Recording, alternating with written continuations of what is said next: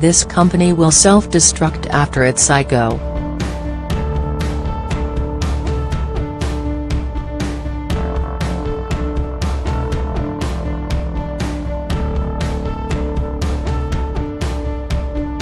Eden Scotiat is a partner at the Israeli venture capital firm, Olive. Investors and entrepreneurs are moving into a world where token networks influence the way new businesses are established and run. This is a sea change, a complete rethinking of the startup model for network businesses, and if businesses aren't ready, they will be left behind.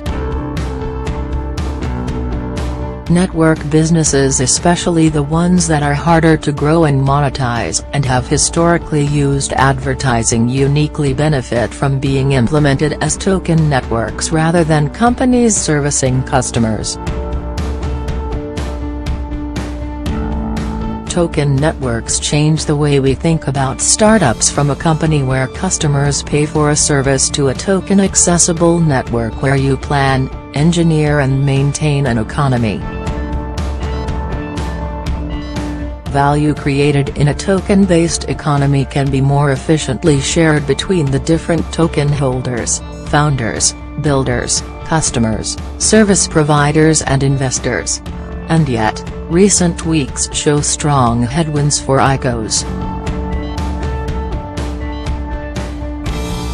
Two opposing fears are holding back the move to token networks: a fear of the absence of governance on one side and a fear of regulation on the other. There is, however, a solution to both of these contradictory concerns when it comes to company creation in the token era.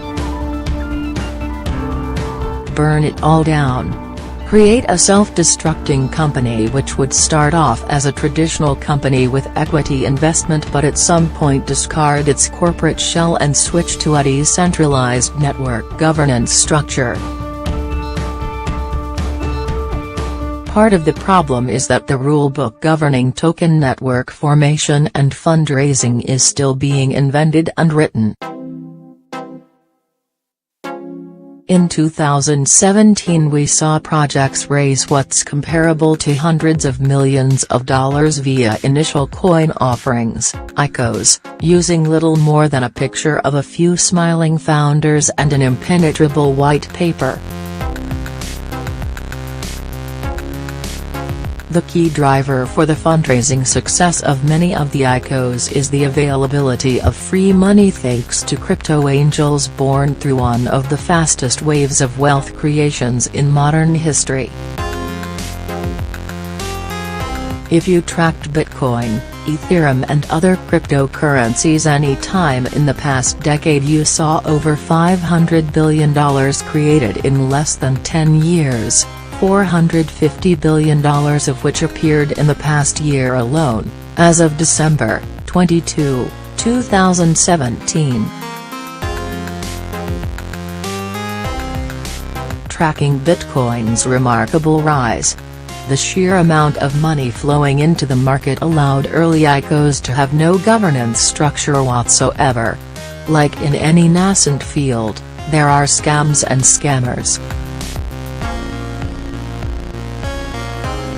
Penny stock IPOs have gone through a similar process before, instigating heavy regulatory counteraction in the 1930s which birthed the requirement for companies to have tens of millions in revenue in order to go public. History doesn't repeat itself, but it rhymes. ICOs are going through a similar process today. Moreover, the SEC, as a primary regulator of securities, has provided an investigative report about one of the first ICOs, the DAO. The focus of the investigative report was the principal-agent problem. Having governance by a small group of managers with divergent interests is the primary reason that the SEC needs to be involved. This is driving a fear of regulatory intervention, and as expected, the SEC has cracked down on multiple ICOs recently. Because regulators are now involved, legal firms have been giving quotes in the hundreds of thousands of dollars for representing companies that intend to ICO. At the same time, the risk appetite by funders previously happy to fund teams and ideas has waned, and now they prefer to fund more mature projects, ones that already have built out the token network. In short, it's getting harder to get on the ICO gravy train. A situation where an ICO is the first money into the company is likely to be a thing of the recent past. This isn't necessarily a bad thing. History shows that idea stage startups which get overfunded rarely succeed. A new technology stack isn't likely to change that. The value of the token shouldn't actually be about how much money you can raise early, it should be about the value flow and creation that you get once there's a live network. The pre-product token sales actually introduce an existential risk for many of these companies. In cases where the price skyrockets pre-product, the level of value you need to deliver before launch goes up as well. As a founder, you actually don't want that.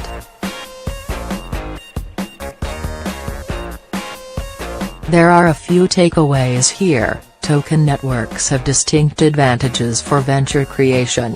Going public via ICO has both business model and a funding advantage, but it's become expensive to do and conflicts with the way the regulators want to protect the public.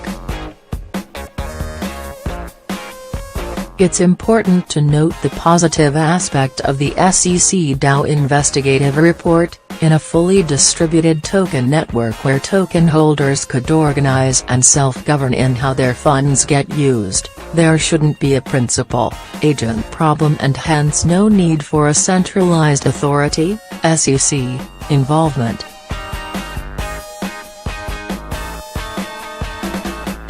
Alas, a fully distributed governance system directly conflicts with a key challenge of the early build-out phase of a product, where a company actually benefits from centralized rather than distributed management.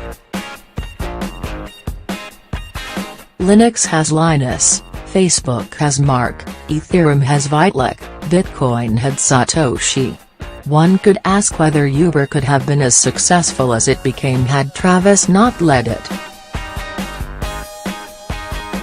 Interestingly, DARPA, the force behind of the Internet, self-driving cars and many of the other technological innovations of today, has a model we can learn from. DARPA wanted to avoid kingdom builders that try to cling to their seat after solving the challenge they were brought on to tackle. DARPA forces a scope and sets a time-capped duration for program managers who lead the different projects. Program managers know that whatever they do, irrespective of how successful it is, they won't get to keep their project. Their expiration date is printed prominently on their ID badges, a constant reminder to them and their colleagues that time to accomplish important work is limited. As far as they are concerned, the project dissolves. Open source projects almost unequivocally had a stage where there were a specific initiator and contributor, and tipped at one point to becoming community managed. What if companies were created with a clear charter of building a specific network, with a given time frame, after which there is an orderly transfer of power? This is the idea behind the self-destructing company. Ultimately, this would effectively split the life of a company to reflect three phases. First, we begin with network build-out, where a company serves as a network instigator. It can be led by a strong founder and raise funding from any accredited source, venture capital or crypto-wealthy individuals in any format: equity, convertible notes like SAFE, or a promise of future tokens like SAFT.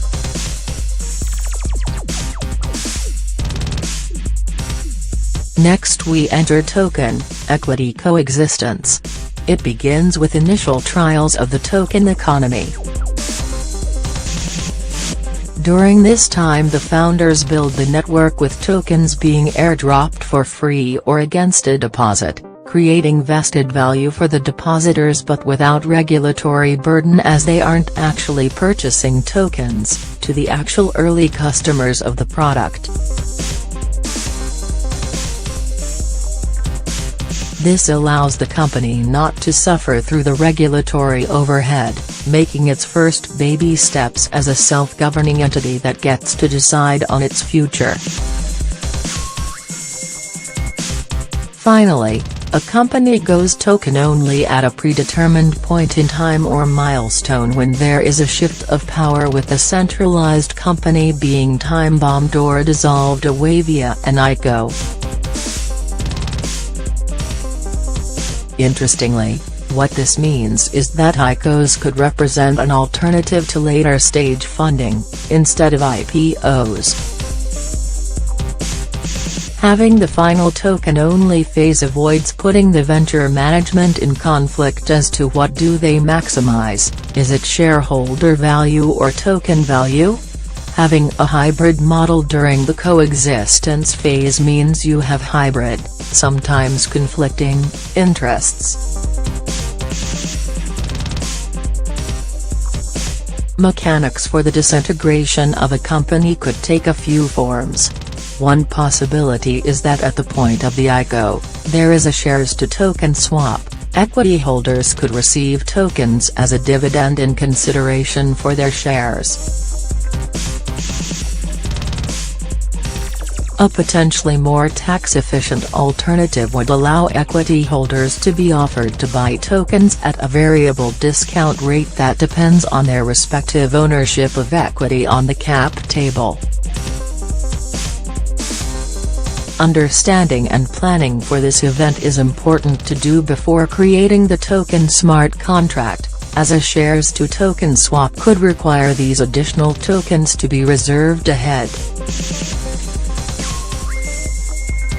This alternative venture-building format offers a few advantages over the traditional company structure that hasn't changed much since it was developed hundreds of years ago. Initial funding for the projects isn't dependent on offering tokens to the public and thus doesn't require significant regulatory oversight.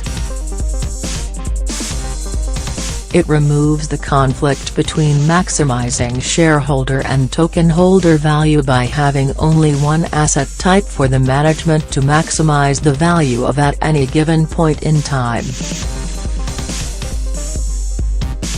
The founder-led company backed by VC equity will enable companies grow to network maturity, allowing the network to ICO when it's in a situation that it can comply with SEC regulation and self-governance.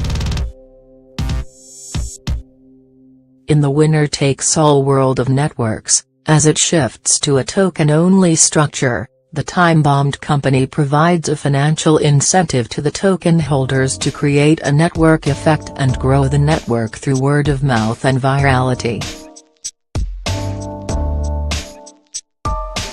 The self-destructing company structure is a win-win for future network business models and a fascinating way to bolt new turbocharged token engines onto old mechanisms of company creation.